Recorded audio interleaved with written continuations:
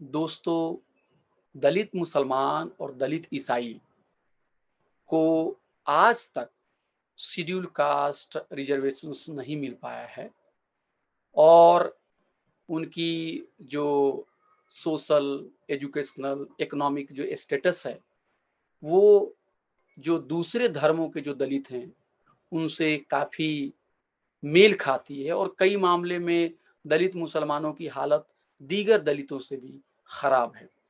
इन दिनों वज़ीर-ए-आज़म नरेंद्र मोदी ने पासमानदा मुसलमानों की बात कही है और उन्होंने मुसलमानों के बीच छूत-छात और गैर बराबरी की बातों को भी उन्होंने सामने लाया है। अब प्रधानमंत्री ने भी यह बात कबूल कर ली है कि दलित मुसलमान की हालत खराब है। ये मामला अदालत में भी ज़ेर-ए-समाअत है और कोर्ट में जब सरकार को अपना मौक़िफ़ रखना होता है, तो वो कुछ और ही बात वहाँ पे कहती है।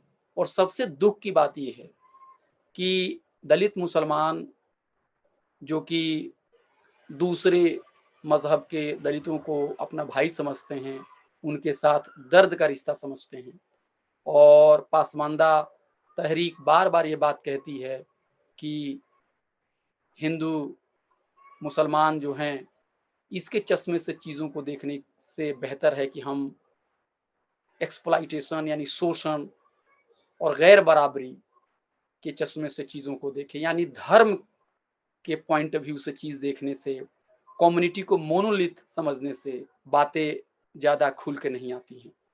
तो इसी पस मंज़र में मैंने एक मज़मून जो है, वो आज के रोज़ इनकलाब में को मैंने शाया किया है। चूँकि ये मज़मून उर्दू में है और कुछ हमारे साथी उर्दू समझ तो लेते हैं, लेकिन पढ़ नहीं पाते हैं। तो इस मौज़ू की अहमियत को देखते हुए मैं यह मज़मून जो है, आपके सामने पढ़ने की आपसे इजाज़त चाहता हूँ।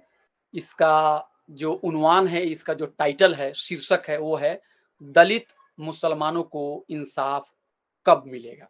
आज के रोज़ इनकलाब में 11 जुलाई 2023 को छपा हुआ है। इक़्तिदार की कुर्सी पर 9 साल बैठने के बाद वज़ीर-ए-आज़म नरेंद्र मोदी को पासमानदा और दलित मुसलमानों की याद आ ही गई है। 27 जून के दिन बीजेपी कारकुनान की एक मीटिंग से खिताब करते हुए उन्होंने मुसलमानों के मज़लूम तरीन तबके की बदहाली पर गम के आंसू बहाए। शायद कैमरे के सामने मोदी जी ने पहली बार पासमानदा मुसलमानों की बात की है। हालांकि गुज़श्ता कुछ सालों से मीडिया में ऐसी खबरें गश्त कर रही हैं कि मोदी जी ने बीजेपी लीडरों को हिदायत दी थी कि वह गैर हिंदू समाज में जिंदगी बसर कर रहे कमजोर तबकात से राब्ता कायम करें। वक्त गुजरने के साथ ही मोदी हुकूमत की मकबूलियत का ग्राफ गिर रहा है और बीजेपी की पूरी कोशिश है कि इस नुकसान की भरपाई के लिए मुसलमानों के एक तबके को अपनी तरफ लाया जाए। अपनी तकरीर में वज़ीर-ए-आज़म ने कहा कि पासमानदा मुसलमान वोट बैंक की सियासत के शिकार रहे हैं। आगे वह कहते हैं कि पासमानदा मुसलमान मुश्किल की ज़िंदगी जीने को मजबूर हैं और उनको तबाह कर दिया गया है।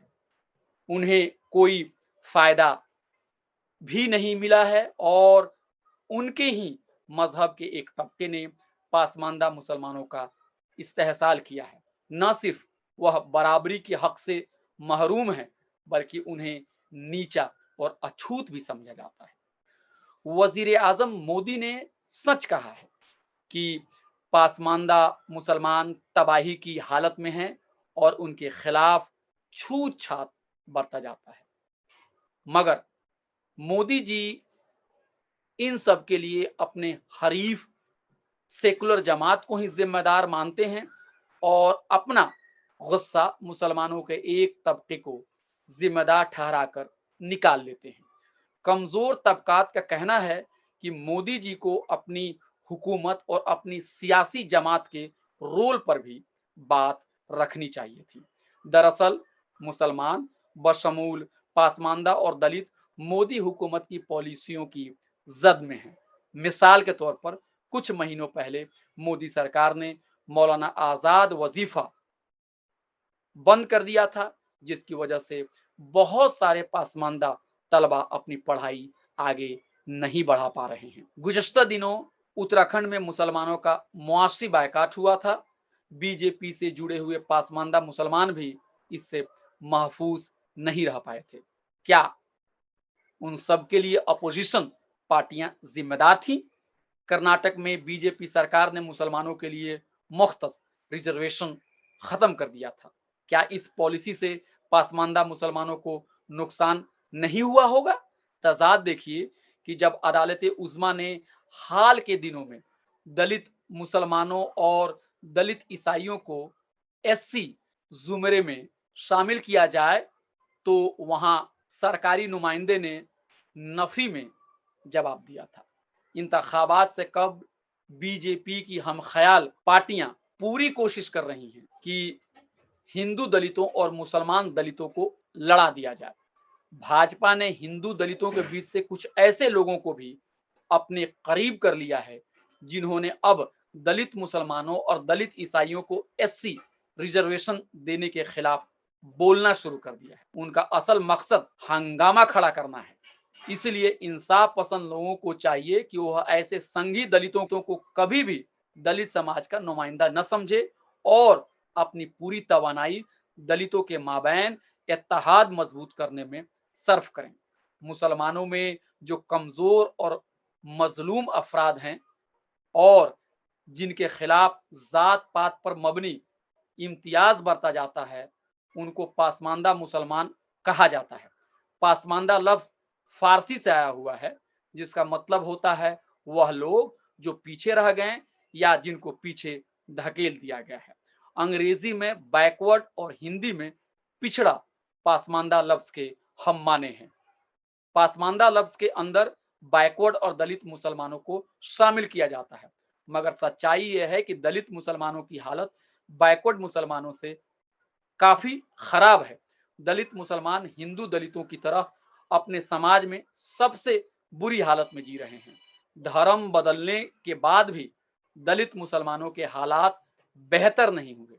अब भी उनके खिलाफ भेदभाव का सिलसिला खत्म नहीं हुआ है।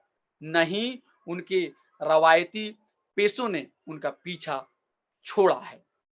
मिसाल के तौर पर धोबी और सफाई का काम करने वाली जातें हिंदुओं में भी हैं और मुसलमान और ईसाइयों, सिखों और बुद्ध मत के पैरोकारों में भी हैं। भेदभाव का आलम यह है कि जहां हिंदू दलित को एससी का दर्जा मिला हुआ है और उनको तालीम, नौकरी और पार्लियामेंट और असेंबली में रिजर्वेशन मिला हुआ है, वहीं दलित मुसलमानों और दलित ईसाइयों को उन सहूलतों से महरूम रखा गया है। यही वजह है कि दलित मुसलमानों की आबादी पसमानदगी के दलदल में धसी हुई है। एससी दर्जे की हकदार बहुत सी मुस्लिम जातें हैं, जिनमें नट, भटियारा, मदारी, मेहतर, लाल बेगी, हलालखोर, भंगी, साई, बखो, ईंट फरोश शामिल हैं। इस्लाम की तालीम भले ही बराबरी की हो, मगर उसके मानने वालों ने भी दलित मुसलमानों का दर्द नहीं समझा। हालिया कुछ सालों में पासमानदा लफ्ज को मकबूल बनाने और उनकी तहरीक को मजबूत करने में साबिक मेंबर पार्लियामेंट अली अनवर का बड़ा रोल है। साल 2001 में मसावात की जंग नामी एक किताब उन्होंने शाया की। इस किताब में अली अनवर साहब ने लिखा है कि मुस्लिम कम्युनिटी भी हिंदू समाज की तरह जात पात की गैर बराबरी पर टिकी हुई है। उन्होंने इस बात का एतराफ़ किया है कि जहां इस्लाम की मुक़द्दस किताब और हज़रत मोहम्मद साहब की ज़िंदगी और पैगामात मसावात और उख़ुवत का दर्स देते हैं, वहीं मुस्लिम समाजी निज़ाम गैर बराबरी को ख़त्म नहीं कर पाया है। मुसलमानों की एक बड़ी आबादी इम्तियाजी सलूक आज भी झेल रही है। अपनी दलील को आगे बढ़ाते हुए बुजुर्ग सहाफ़ी अनवर साहब ने कहा कि मुसलमानों में जात पात की हकीकत नई नहीं है, बल्कि इसके बारे में अंग्रेजों के जमाने में हुई मर्दमशुमारी में तफसील दर्ज है। उन्होंने यह भी दावा किया कि अशराफ, अजलाफ और अर्जाल जैसे अल्फाज खालिस अरबी के हैं, जो इस बात की तरफ इशारा करते हैं कि मुस्लिम समाज में अदम मसावात की बीमारी पुरानी है। जहां अक्सरियती समाज में दलितों के मसाइल पर बात होती है, वहीं पसमानदा और दलित मुसलमानों के सवालात को अक्सर इसलिए दबा दिया जाता है क्योंकि उनको अकलियती समाज के दाखिली इत्तेहाद के लिए इसे खतरा समझा जाता है। दलित मुसलमानों और दलित ईसाइयों के खिलाफ नाइंसाफी की दास्तां बड़ी पुरानी है। आज़ादी से पहले दलित के जुमरों में मजहब की कोई कैद नहीं थी, मगर बाद में दलित मुसलमानों और दलित ईसाइयों को इस जुमरे से बाहर कर दिया गया। अपने हुकूक की खातिर दलित मुसलमान और दलित ईसाई सड़कों से लेकर अदालत तक लड़ रहे हैं। रंगनाथ मिश्रा कमीशन ने भी उनके लिए एससी रिजर्वेशंस की बात कही है। सचर कमेटी ने भी मुस्बत रिपोर्ट दी है। साल 2008 में प्रोफेसर सतीश देशपांडे ने हुकूमत हिंद के कौमी कमीशन बराए अकलियत के लिए मुस्लिम और ईसाई बरादरियों में दलित के उन्वान से एक स्टेटस रिपोर्ट तैयार की और दलित मुसलमान और दलित ईसाई को शेड्यूल कास्ट में शामिल करने की हिमायत की। हजारों रिपोर्टें भी कुछ ऐसे ही बातें कह रही हैं। क्या दलित मुसलमानों और दलित ईसाइयों को इंसाफ दिए बगैर मुल्क की जमहूरियत मजबूत हो सकती है?